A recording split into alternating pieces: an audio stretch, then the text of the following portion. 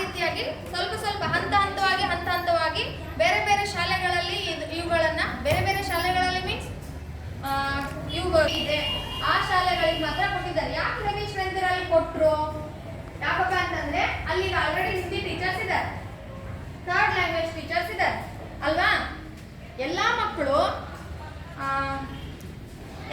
NSQF subjects ಗಳನ್ನ ತಗೊಂಡ್ಬಿಟ್ರು ಅಂತಂದ್ರೆ interested ಇರ್ಲಾರ್ದು ಸೊ ಅದಕ್ಕೋಸ್ಕರ ಏನಪ್ಪಾ ಅಂತಂದ್ರೆ ಚಾಯ್ಸೇಬಲ್, ಇದಕ್ಕೂ ಒಂದು ಸೆಕ್ಟರ್ಗೆ 40 ಜನ ಮಕ್ಕಳನ್ನ ತಗೋಬಹುದು ಅನ್ನುವಂತಹ ಲಿಮಿಟೇಷನ್ ಇದೆ. ಇಷ್ಟು ದಿನ ಇದು 25 ಜನ ಮಕ್ಕಳು ಮಾತ್ರ ತಗೋಬೇಕು ಅಂತ ಇತ್ತು ಈ ಲಿಮಿಟೇಷನ್. ಈ ವರ್ಷದಿಂದ 40 ಮಕ್ಕಳನ್ನ ನಾವು ಸೆಕ್ಟರ್ಗಳಿಗೆ ಆಯ್ಕೆ ಮಾಡ್ಕೊಳ್ಬೇಕು ಅನ್ನುವಂಥದ್ದೊಂದು ಆದೇಶ ಬಂದಿದೆ.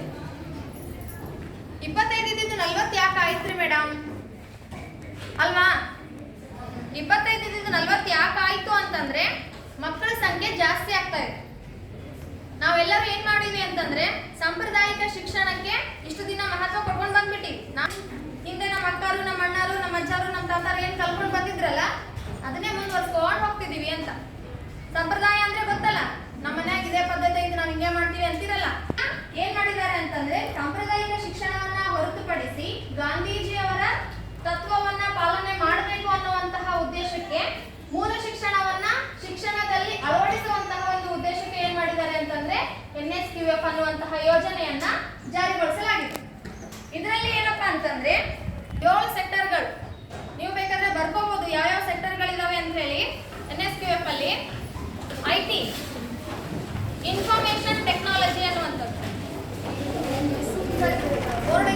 ಕಂಪಲ್ಸರಿ ಇರುತ್ತೆ. ಅಂದ್ರೆ ಎಲ್ಲರೂ ಹಿಂದಿ ಬಿಟ್ಟು IT-ನೇ ಮಾಡಬೇಕು ಅಂತ ಅರ್ಥ ಅಲ್ಲ. ಇಂಟ್ರೆಸ್ಟೆಡ್ ಇದ್ದವರು IT-ಯನ್ನ ತಗೋಬಹುದು. ಅದು ಚಾಯ್ಸ್ ಎಲ್ಲಾ ಶಾಲೆಗಳಲ್ಲೂ ಇದೆ. ಈ ನೀವೇನು 5 ಶಾಲೆಗಳ ಮಕ್ಕಳು ಬಂದಿರಲ್ಲ, ಆ 5 ಶಾಲೆಗಳಲ್ಲಿ IT ಸೆಕ್ಟರ್ ಇರುತ್ತೆ. ಇನ್ನು ಉಳಿದಂಗೆ ಚಾಯ್ಸೇಬಲ್ ಸೆಕ್ಟರ್ಸ್ಗಳು ಯಾವ್ಯಾವಪ್ಪ ಅಂತಂದ್ರೆ ಬ್ಯೂಟಿ ಅಂಡ್ ವೆಲ್ನೆಸ್, ಎರಡನೇ ಸೆಕ್ಟರು ಬ್ಯೂಟಿ ಅಂಡ್ ವೆಲ್ನೆಸ್, ಮೂರನೇ sector automobile,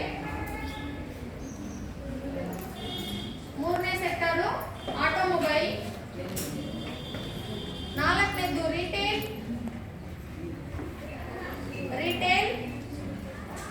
electronic and hardware, ಐದನೇದು ಎಲೆಕ್ಟ್ರಾನಿಕ್ ಅಂಡ್ ಹಾರ್ಡ್ವೇರ್,